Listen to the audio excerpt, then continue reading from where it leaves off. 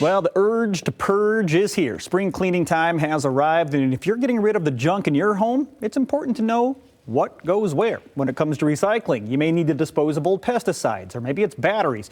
Whatever it is, there's a place for it. And the Spring Recycling Guide from the Kent County Department of Public Works is a huge help. Micah Herbold, he is the waste reduction educator with the Kent County Department of Public Works, joining us now with more info. Hi, Micah. Hello, good morning. Oh, good morning to you. Let's start with the stuff I have in my garage. Yeah, sure, yeah. I've got some chemicals, I got some pesticides, some the landscaping stuff that I've used.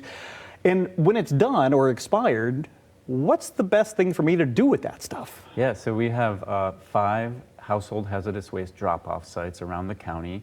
All of them have different hours depending on the day of the week, and folks are welcome to bring their materials there for free. They can drop them off. Our experts will take them out even for them. They don't have to get out of the vehicle.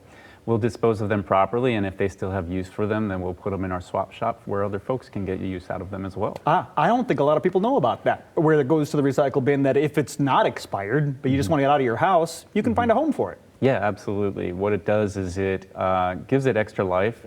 It saves us money in that we don't have to pay for disposal of them, and it also allows for other people to use them if they still have ability to do that. And of course, the guide is going to list out what those are. There's pool chemicals and other things that people may need to know where that stuff goes. But batteries is another thing. Right. People tossing batteries in their trash can, that's a big no-no. Correct, yeah. So there's a lot of batteries out there right now because just so much things that people are using nowadays are getting more and more electrified.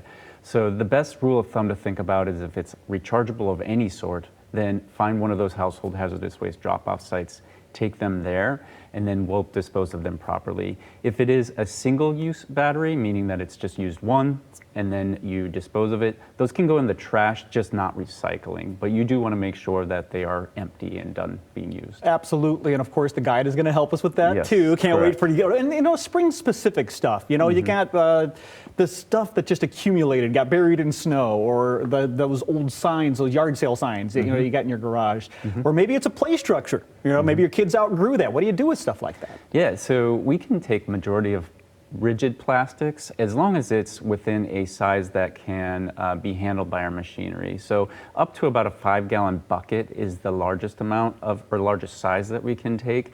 Anything bigger than that, if it's just too bulky, it would need to go to trash. But if people have the need or desire, they're welcome to break it down and put it into the recycling.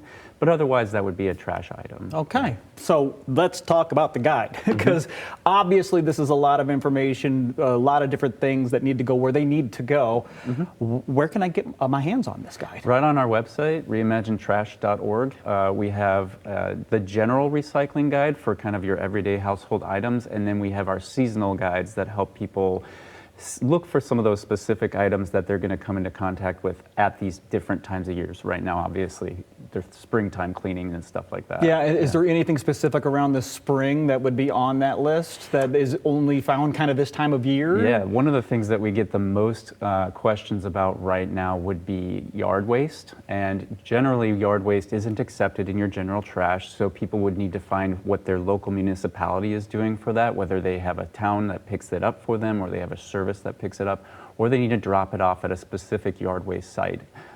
You don't want to be putting those things into your recycling or waste. They do need to go to a separate site. So leaves, grass clipping, all the brush that you're cleaning up this time of year are really important to make sure they go to the correct spot. I'm smiling because I was doing it yesterday. I had my yard waste bin out, and all those leaves that I didn't get to last fall are still there. So all of the information waiting for you on the website, reimaginetrash.org, the place to go where you can download that recycling guide and make sure everything goes in the right place. We'll be right back.